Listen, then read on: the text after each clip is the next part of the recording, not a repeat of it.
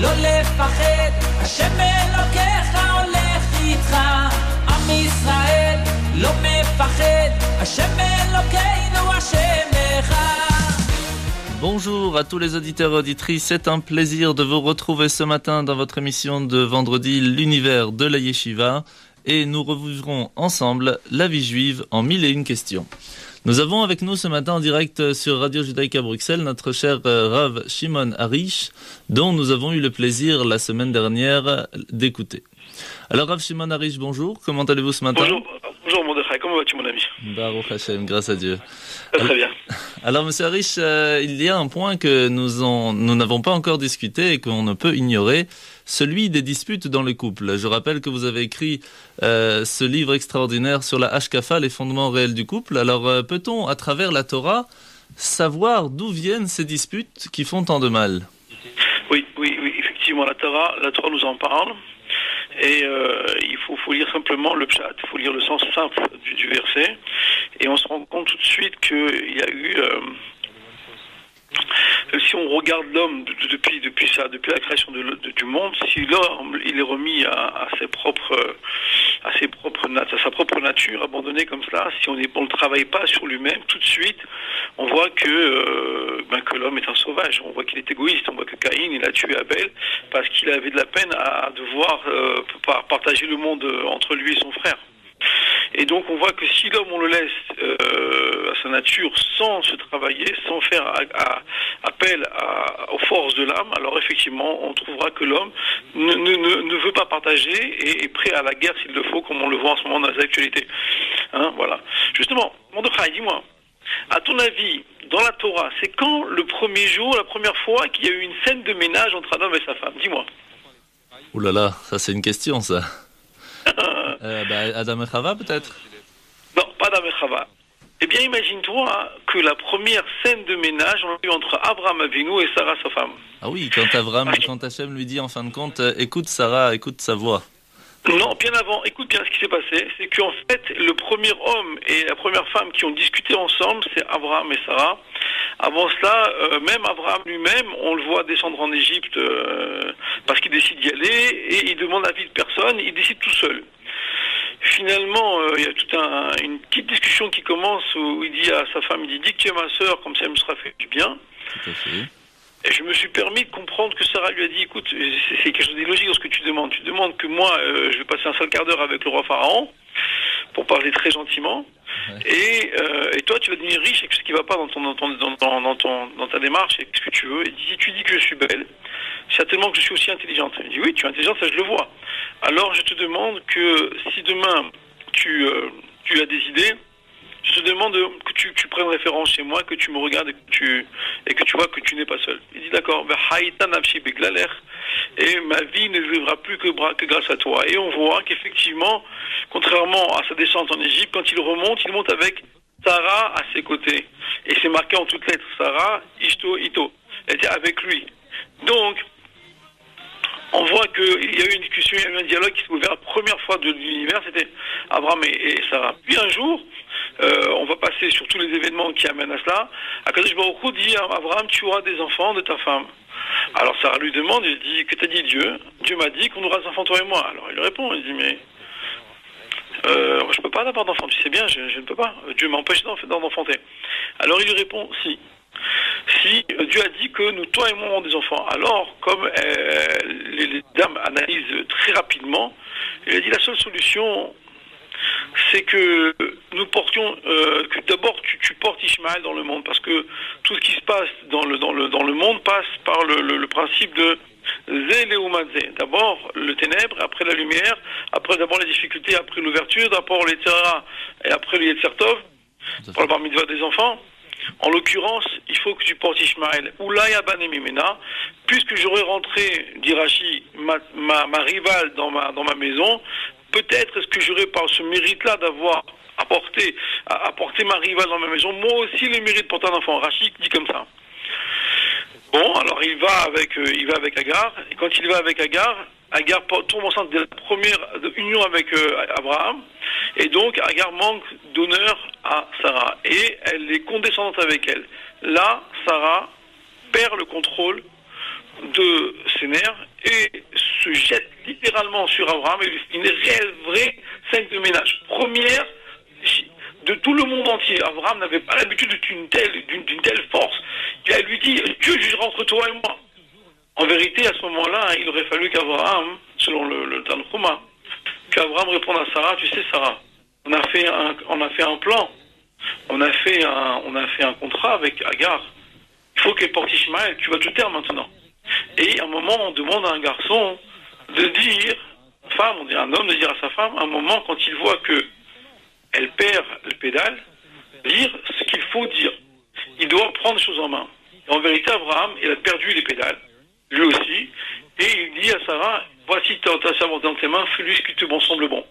Elle a tellement fait souffrir que Agar a dû se sauver, et c'est l'ange de Dieu qui va la récupérer, et il a dû négocier avec Agar des bénédictions qu'on peut voir aujourd'hui qui se révèlent dans le monde,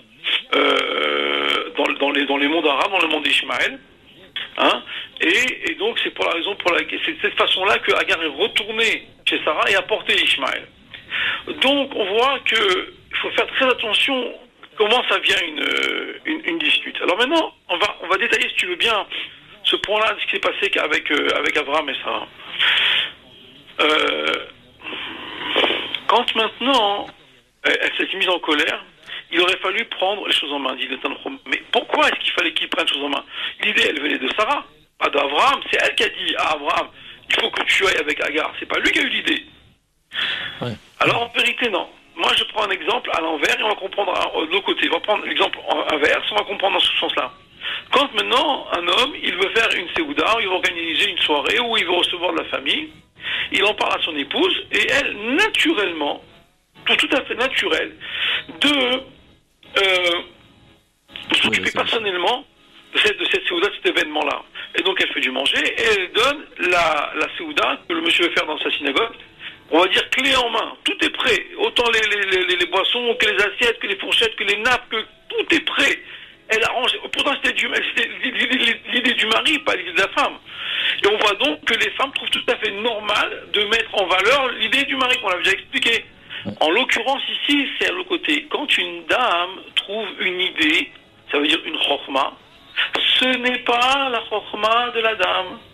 Ça devient finalement la chokhma du monsieur, parce qu'on l'avait déjà expliqué en début, quand on avait commencé à parler de ces choses-là, les hommes doivent porter la chokhma. Donc ce qui fait que, quand maintenant ton épouse a une idée, ça devient ton idée, et tu en es responsable. Et on peut voir qu'on a le même problème, nous autres, dans notre génération, et j'ai fait un tour assez large, et je me suis renseigné, ça marche à tous les coups.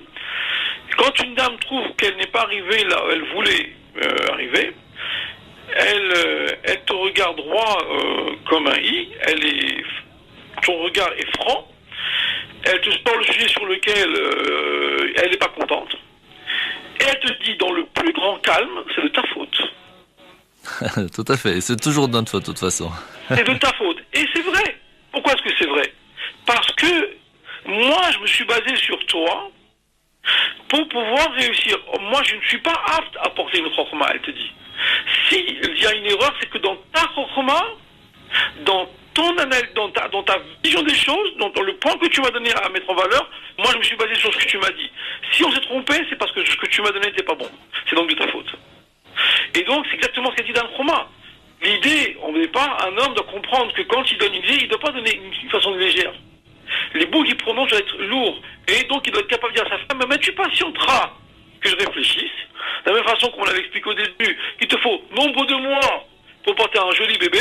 Moi, il me faut un temps pour te répondre à ta question. Et les femmes, et c'est là l'erreur, elles sont pressées d'avoir une réponse. Alors, pour pouvoir faire plaisir à nos épouses, des fois on répond un peu vite. Des fois un peu à la légère. Et dans ces conditions, quand ça va plus, elle dit, mais tu as répondu.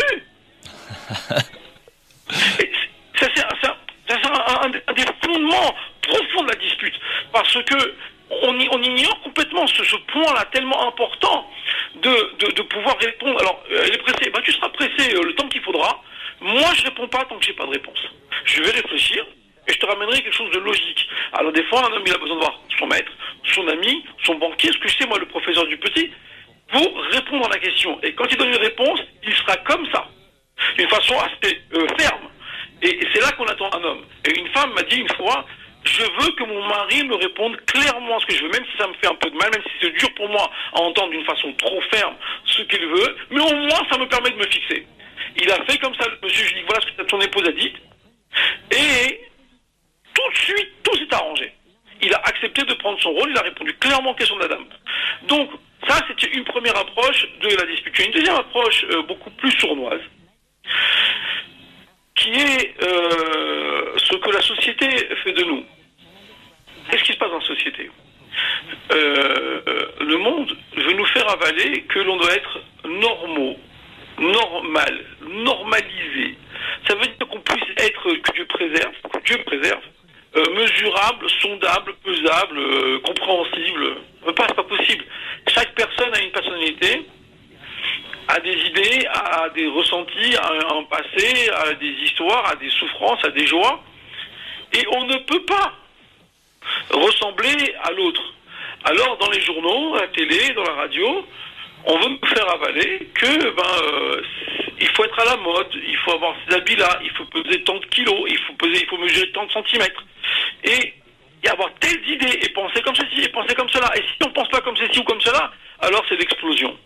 Un peu comme si on voulait que les gens on puisse acheter chez un grand supermarché avec un paquet en plastique bien accroché sur un rayon et qu'on bouge pas ni à droite ni à gauche. Mais c'est impossible. C'est impossible.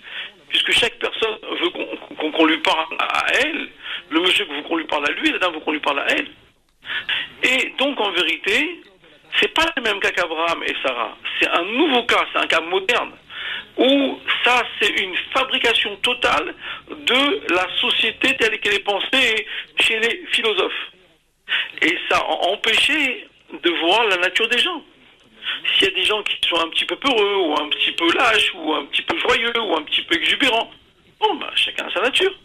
Et si on veut aimer quelqu'un réellement, on a besoin de le regarder. Et c'est là le problème qui amène le plus grave aujourd'hui, les disputes qui nous ont préservé des divorces, c'est parce qu'on n'était pas prêt, quand on s'est rencontrés, à admettre que celui avec qui on veut se marier a une personnalité, a des idées. Alors, voilà pourquoi, en vérité, les gens se fâchent aujourd'hui, parce qu'en vérité, ils ne sont jusqu'à présent encore jamais mariés, jamais épousés. Épouser, ça veut dire prendre la forme de l'autre, accepter de voir comment l'autre y pense. Donc voici les deux points. Voici les deux points sur lesquels aujourd'hui les gens se disputent. Voilà. Très bien. Eh bien, nous allons faire une petite pause musicale et puis nous parlerons après comment est-ce qu'on peut éviter ces disputes et puis est-ce qu'on est obligé de se disputer et comment connaître un calme éternel. À tout de suite. Tout de suite.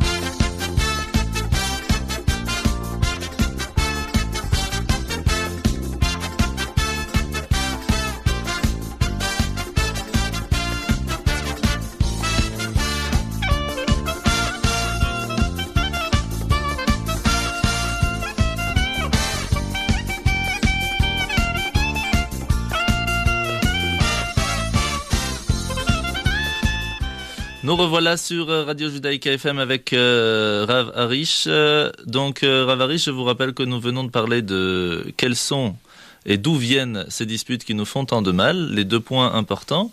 Maintenant, nous n'avons pas énormément de temps, donc essayez de nous expliquer au plus vite, au plus rapidement, comment peut-on éviter les disputes ? Alors, je vais taper pour répondre très vite que Rabbi Rayatz, le jour du mariage du Rabbi Lubavitch avec la rabbitienne Chaya Mouchka, la première parole qu'il prononce, il donne l'antidote à la dispute. Il ramène ce que l'on dit à la fin de la prière avant Alenu l'Shabeach, V'chol banaïch limudei Havaye v'rav shalom banaïch. Et tous tes enfants qui étudient Dieu, ça veut dire étudient la Torah de Dieu, à ce moment-là, ils connaîtront un grand shalom. Ça veut dire que le shalom, c'est le nom de Dieu. Et non seulement ça, c'est pas seulement le shalom qu'ils vont avoir, mais en plus ils vont connaître la bracha tant au niveau de la santé qu'au niveau de la parnassa et des beaux enfants. Pourquoi? Parce que Dieu, c'est la bénédiction. Alors je sais qu'on vit dans un monde où le principe du divin est plutôt mis de côté, voire rejeté.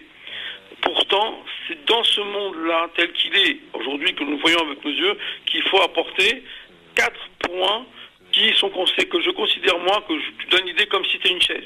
4 pieds à une chaise. Les tefilines, Shabbat, Kashrut et la pureté familiale. Les tefilines, ce sont les hommes qui les mettent. La pureté familiale, elle est sur la responsabilité des dames. Et elles savent le faire. Si elles ne savent pas, Mordechai, je t'envoie à toi, tu donneras des cours de Torah Tamishpara. Il paraît que tu veux faire un cours tout à l'heure sur ça. Tout à fait, on va en parler. Et Shabbat, c'est les deux.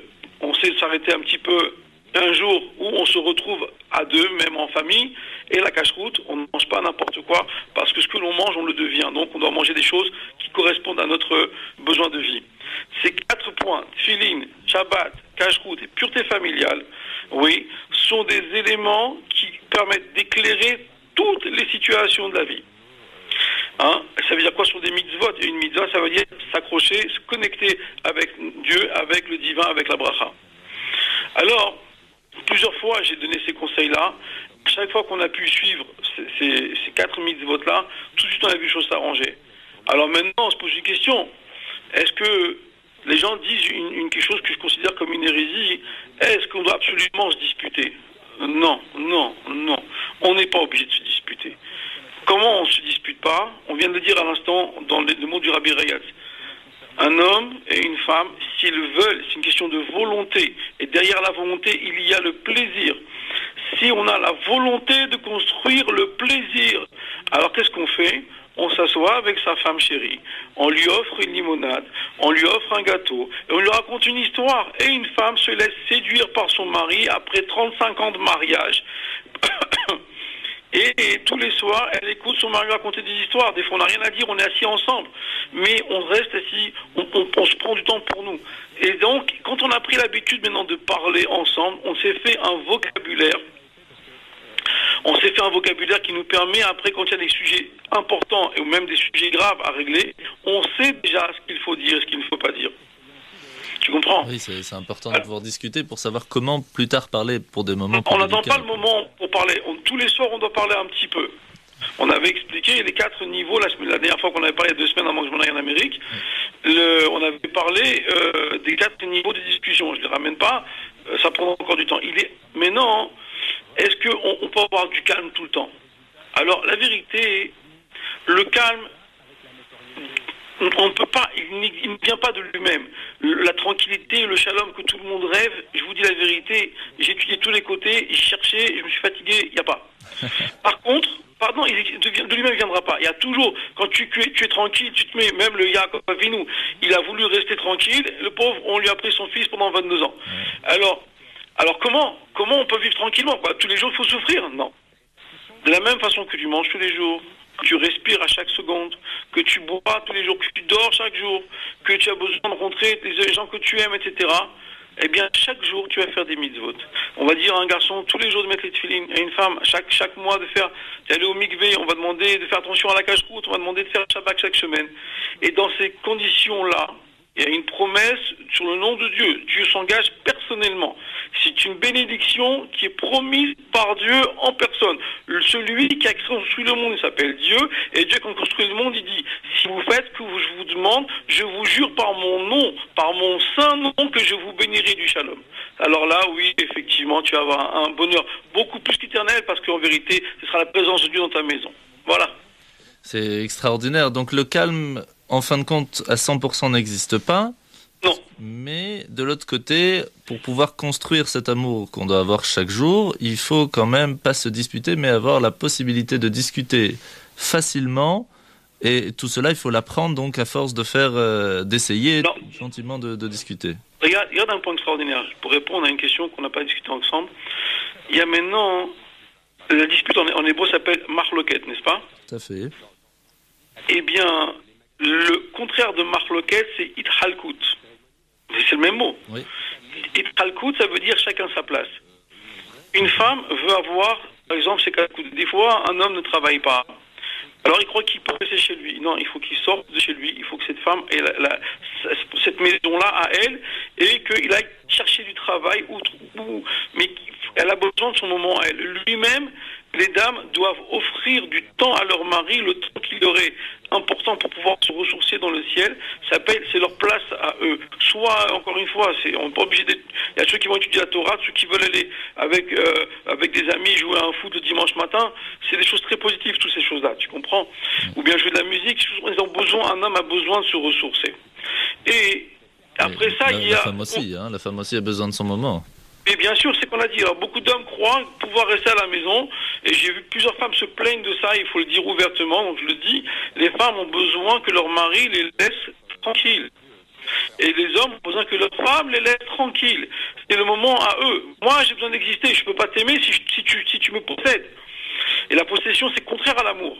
Et donc, ce moment-là de tranquillité, c'est un cadeau que chacun offre à l'autre. C'est un cadeau. Et après ça, une fois qu'on s'est retrouvés chacun pour soi-même, alors on a plaisir de se rencontrer ensemble. Et donc, ça, c'est tout un sujet qui est très profond. J'ai étudié pendant 10 ans ce sujet-là, pour à la fin comprendre pourquoi, ce que je dis tout à l'heure, s'il n'y a que par la Torah, par les sujets de Torah qu'on étudiera ensemble chaque jour, qu'on peut arriver, et je te promets, Rabbi Rachab est très clair là-dessus, on a fait une étude pendant 10 ans. Au bout de 10 ans d'études, le dernier Pérec, il dit, est-ce que tu as compris que tu ne trouveras pas la tranquillité dans le monde? Il dit, j'ai compris. Alors, c'est le seul moyen d'y arriver, d'ouvrir un livre de Torah à sa femme, et de lui dire des histoires, ou de lui dire un rachis, ou ce que vous voulez. C'est la seule, il n'y en a pas d'autre, c'est la seule solution. Eh ben, merci beaucoup. Je rappelle que les auditeurs peuvent nous laisser les questions sur la page Facebook de l'émission L'Univers de la Yeshiva. Et vous pouvez aussi commander le livre que le Rav Arish a écrit, la Hashkafa, à la librairie Kol Yehuda, 70 rue Petit à 75 019 Paris, et au téléphone 0033 1 44 84 04 47, ou simplement sur le site internet www.kolyehuda.com. Pour poser les questions directement au Rav Arish, voici son mail, hkafa@free.fr, hkafa qui s'écrit HACHKAFA@free.fr. Alors, merci beaucoup Rav Shimon Arish pour toutes ces explications, merci pour votre disponibilité, je vous souhaite de tout cœur une bonne continuation, un bon Shabbat, et que vous puissiez, Bezrat Hashem, continuer dans cette grande mission, dans la joie et la largesse. Amen, amen. Je bénis Shabbat Shalom, Rabbi Mordechai, à toute la communauté aussi. Merci beaucoup, merci pour toutes ces semaines qu'on a passées ensemble sur Radio Judaïka, et à bientôt, j'espère, Bezrat Hashem.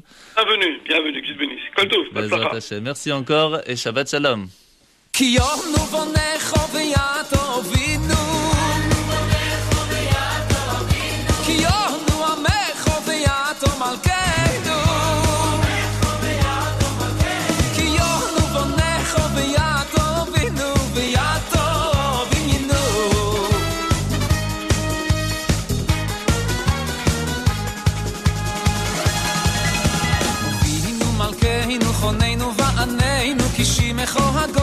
לקרוא אלינו אבינו מלכנו חוננו ועננו כשמך הגדול לקרוא אלינו אבינו מלכנו חוננו ועננו כשמך הגדול לקרוא אלינו אבינו מלכנו חוננו ועננו כשמך הגדול לקרוא אלינו כי יונו בונך כי יונו עמך כי יונו בונך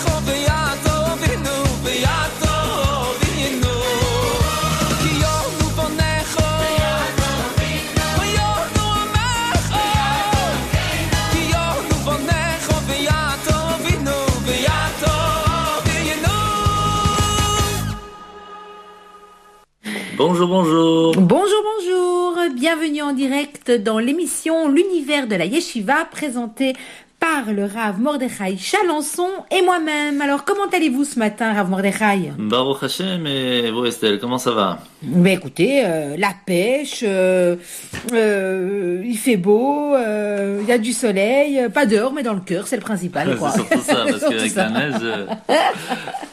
Alors, comme nous l'avons dit la semaine dernière, la base de la vie juive, dont nous allons revoir ensemble, c'est les 10 Miftaïm, ces 10 sujets qui sont cruciaux à notre époque.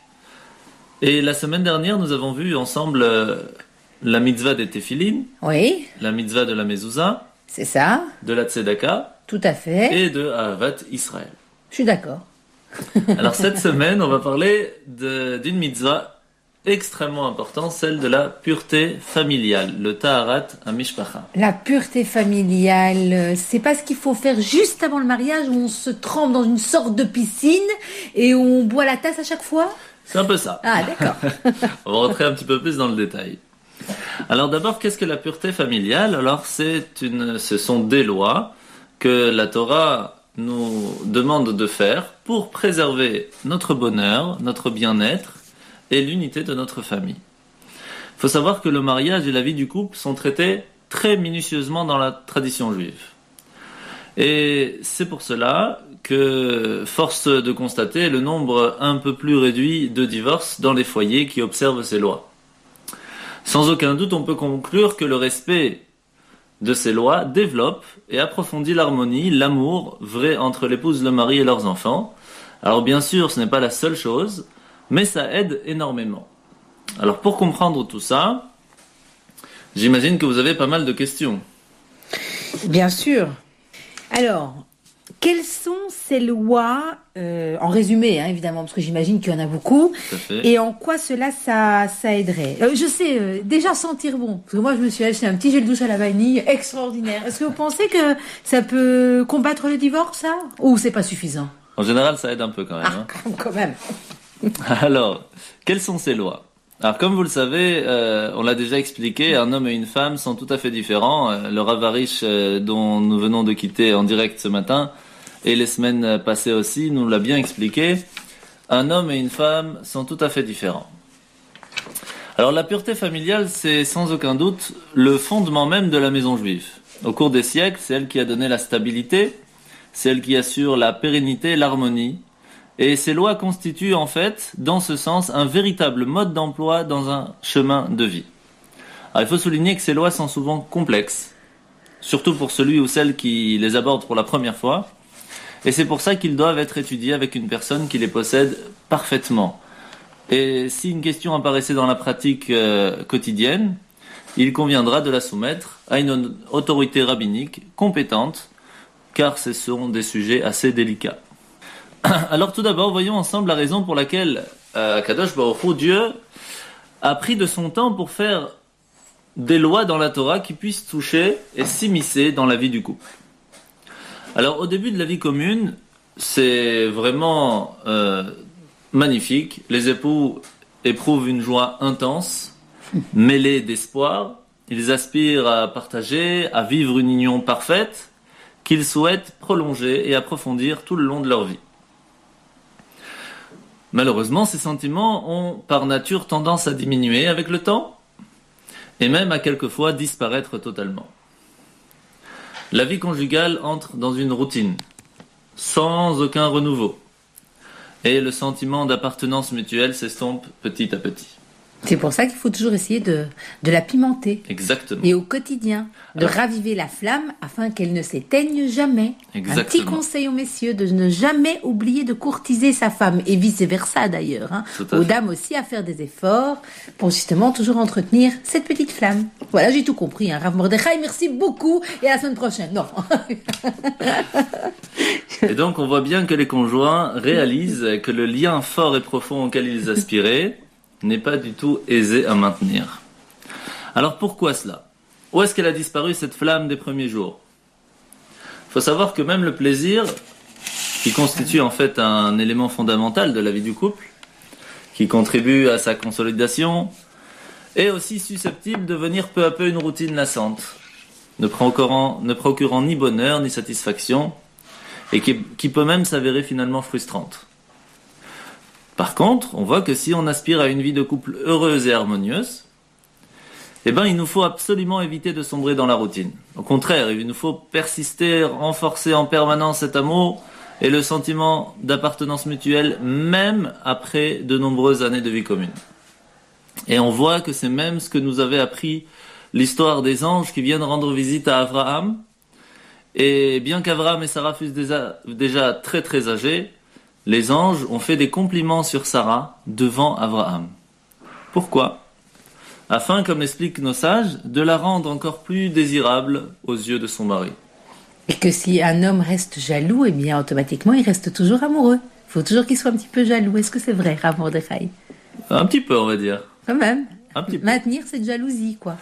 Jalousie, c'est peut-être pas le mot, mais ce sentiment de désir, on va dire. Ce sentiment que l'autre ne vous appartienne jamais. Tout à réellement. fait. C'est surtout ça. Exactement. Alors nous comprenons de cela que la bonne entente qu'il faut faire régner dans le couple se doit de continuer, d'augmenter, de se renouveler de façon constante.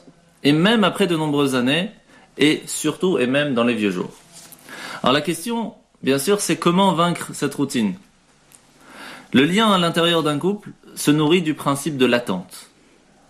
On voit bien avant le mariage et tout de suite après, chacun des conjoints fonde de nombreux espoirs sur la façon comment est-ce que le couple va construire son foyer et sur les relations qu'ils vont réussir à établir entre eux. Malheureusement, très vite, la routine prend le dessus.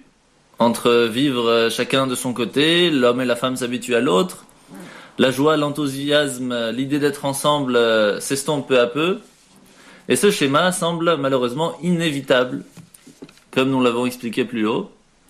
Eh bien, les lois de la Torah, relatives à la vie intime, nous évitent de tomber dans cette déplorable routine. Comment? Nos sages ont ainsi expliqué ces lois dans la Torah en une phrase.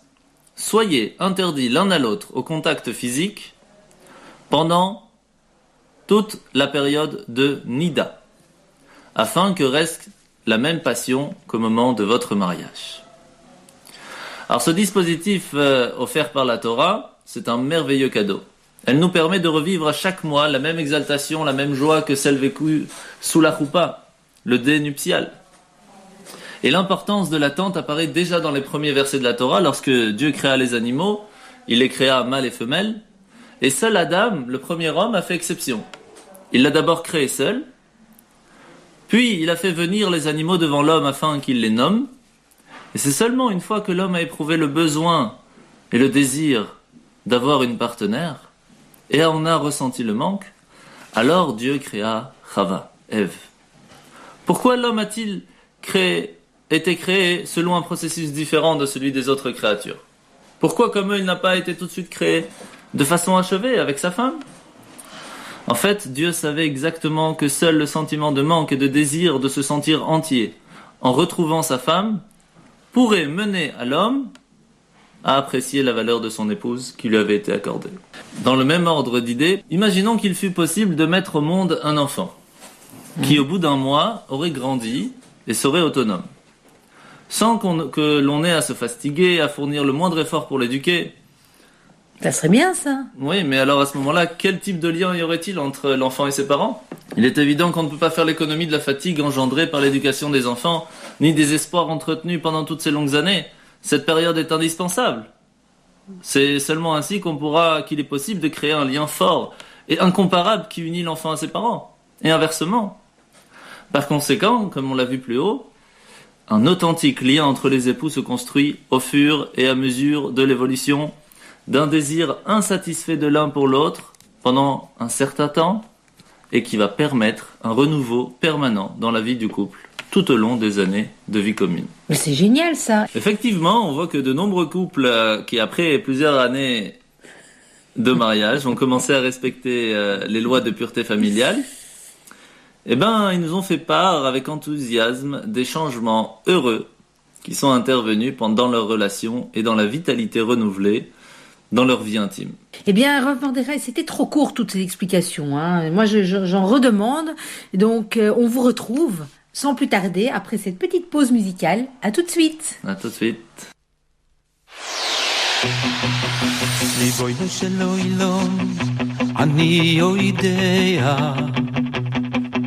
שבית המקדש השלישי אינו בנוי מאבנים, הוא בנוי מדמויס. ריבונו של עולם, אני יודע שבית המקדש השלישי אינו בנוי מאבנים, הוא בנוי מדמויס. ועם כל מה שאתה צריך, רק גוידים או אחס. ועם כל מה שאתה צריך, רק גוידים או אחס. בבקשה ככה שלי, בבקשה ככה שלי, ריבונו של עולם, ככה שלי. בבקשה ככה שלי, בבקשה ככה שלי, ריבונו של עולם, ככה שלי.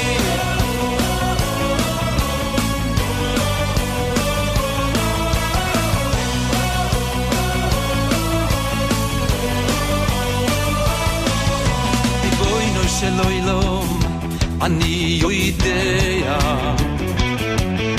שבית המקדש השלישי אינו בנוי מאבנים, הוא בנוי מדמויס. אוי ריבונו של עולם, אני יודע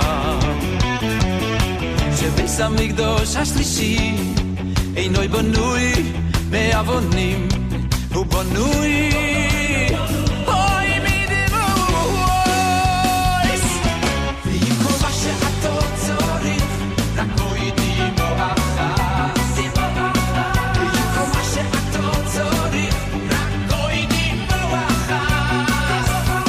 בבקשה ככה שלי, בבקשה ככה שלי, ריבונו של עולם, ככה שלי.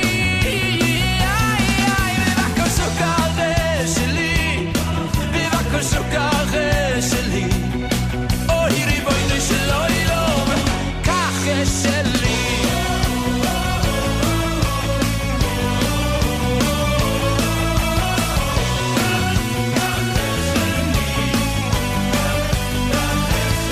Und noch beschäftigt, du darfst nicht mehr wie noch ein Träger.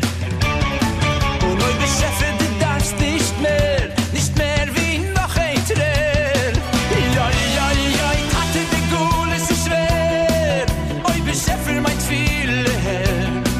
Oi, Ribono shel olam, nimm schon mein Träger. Nimm schon, ich hatte die Gule so schwer. Oi, beschäftigt mein viel her. Oi, Ribono shel olam, nimm schon mein Träger.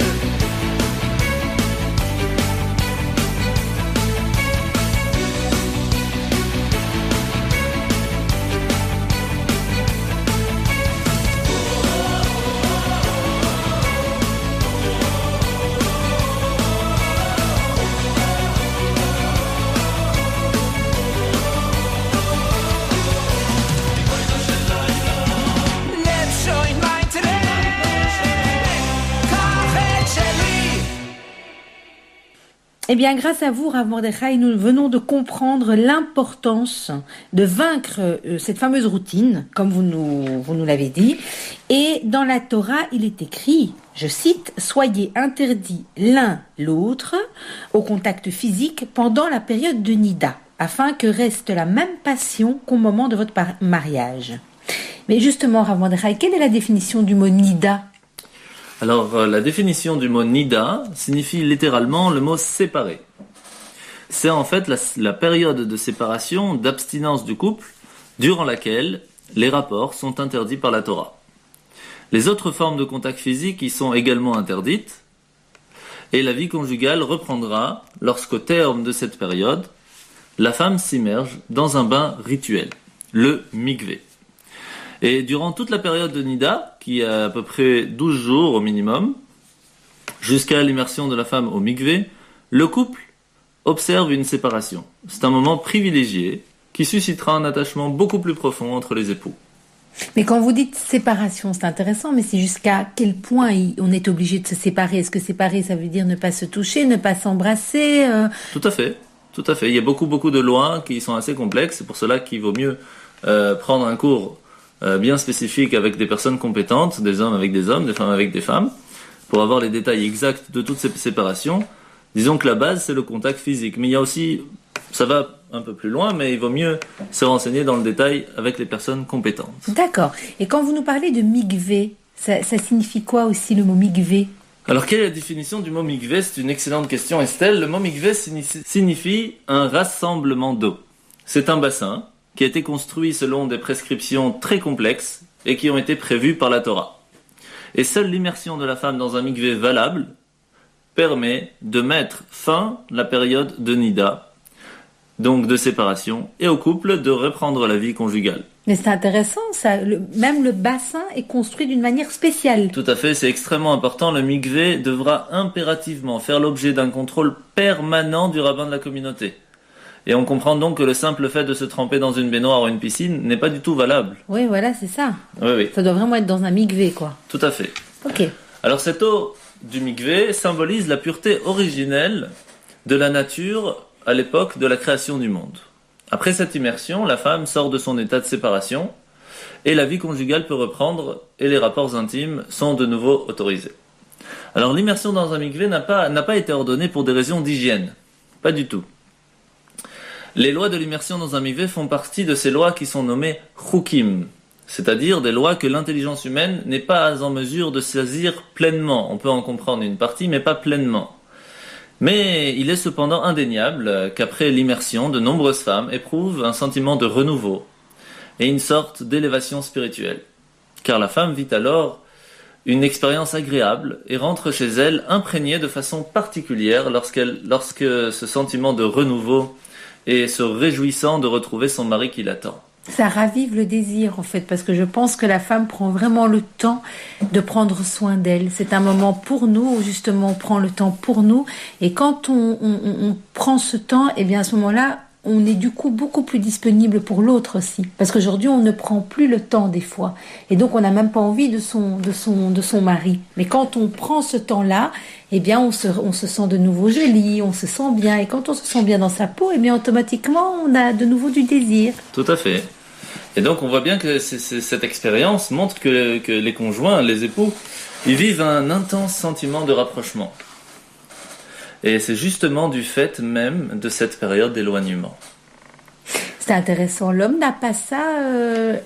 Est-ce que le mikvé pour homme existe aussi ou pas? Le mikvé pour l'homme existe, mais il n'a pas les mêmes obligations que celui de la femme. Le mikvé des hommes, c'est bien sûr un moment très spécial pour l'homme aussi, autant que la femme, mais n'a pas du tout les mêmes lois, et pour cela, chaque homme doit aller se renseigner pour savoir quand est-ce que l'homme a l'obligation et le désir d'aller au mikvé et quels sont les moments importants pour lui. Alors de nos jours, le mikvé est construit selon des règles d'hygiène très strictes et offre un confort maximal. Dans le bâtiment où se trouve le mikvé, ils sont aménagés des salles de bain modernes comprenant tout l'équipement nécessaire et une bonne préparation à l'immersion. Et le mikvé lui-même se présente comme une sorte de petite piscine dont l'eau a été chauffée, et on y accède en descendant quelques marches. Sa profondeur est d'environ 1,20 m d'eau, afin qu'il y soit aisé de s'y tenir debout et que l'immersion elle-même se fasse sans difficulté. Voici donc un bref aperçu des lois relatives à cette étape, et nous avons la chance dans notre ville de Bruxelles d'avoir des personnes compétentes, autant rabbiniques que des dames et des femmes qui dispensent des cours de Taharat HaMishpacha, de pureté familiale. N'hésitez donc pas à les contacter. Voici donc un petit résumé d'une de ces 10 Miftsaïm, campagnes de mitzvot qui sont très importantes aujourd'hui. Et n'hésitez pas à nous écrire sur la page Facebook l'univers de la Yeshiva, venez liker. Et comme vous le savez, tous les replays sont sur YouTube.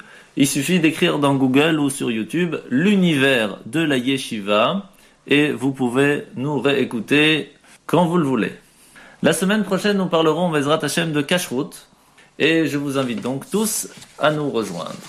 À vous, Rav Mordechai, de nous avoir éclairé encore cette semaine à une question si importante que la pureté familiale.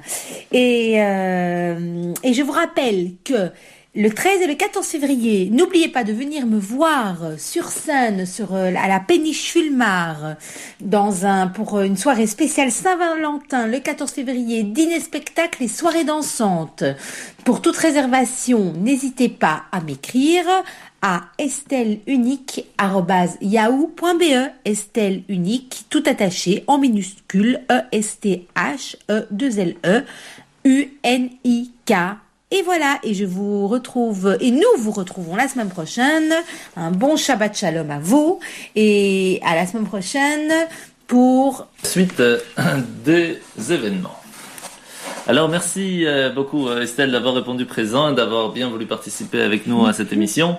Je vous rappelle pour toutes les dames et les jeunes filles, l'heure d'allumage des bougies de Shabbat, cette semaine, ce sera à 17h24. Ah, on gagne du temps là. Comme la semaine dernière. Exactement, petit à petit. et nous lirons à la Torah, la parashat Yitro. Je vous rappelle l'importance de ce Shabbat, surtout ce Shabbat, de venir à la synagogue, chacun dans sa synagogue respective, puisque nous lirons cette semaine les 10 commandements à la Torah. Donc samedi matin, vous prenez un moment pour venir à la synagogue pour écouter les 10 commandements. C'est un jour extrêmement important, car nous recevrons ce jour-là de nouvelles forces pour les prochains jours. C'est ainsi que finit notre émission. Je vous rappelle qu'il vous est possible de poser vos questions sur la page Facebook de l'émission, l'univers de la Yeshiva, et elles seront répondues la semaine prochaine à l'antenne de Radio Judaïka. Rendez-vous donc vendredi prochain de 9h à 10h sur Radio Judaïka FM 90.2. Merci encore à nos invités et Shabbat Shalom. Shabbat Shalom. ישראל, לא לפחד, השם אלוקיך הולך איתך. עם ישראל, לא מפחד, השם אלוקינו השם אחד.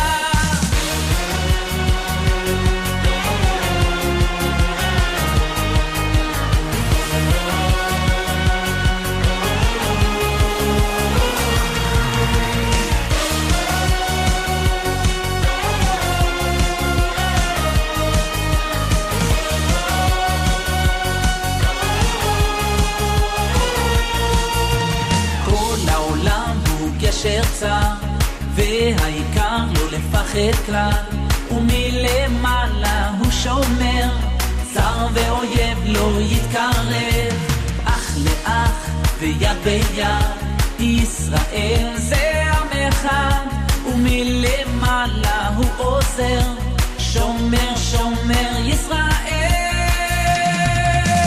עם ישראל לא לפחד השם ישראל לא מפחד השם אלוקינו השם אחד עם ישראל לא לפחד השם אלוקיך הולך איתך עם ישראל לא מפחד השם אלוקינו השם אחד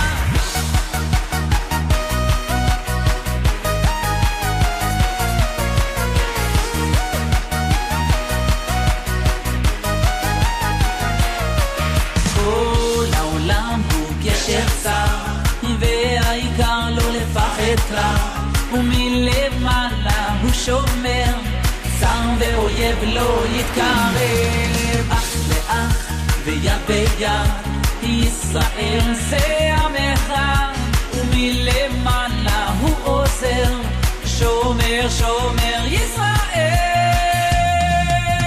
עם ישראל לא לפחד השם אלוקיך הולך איתך עם ישראל לא מפחד השם אלוקינו השם אחד עם ישראל לא לפחד השם אלוקיך הולך איתך עם ישראל לא מפחד השם אלוקינו השם אחד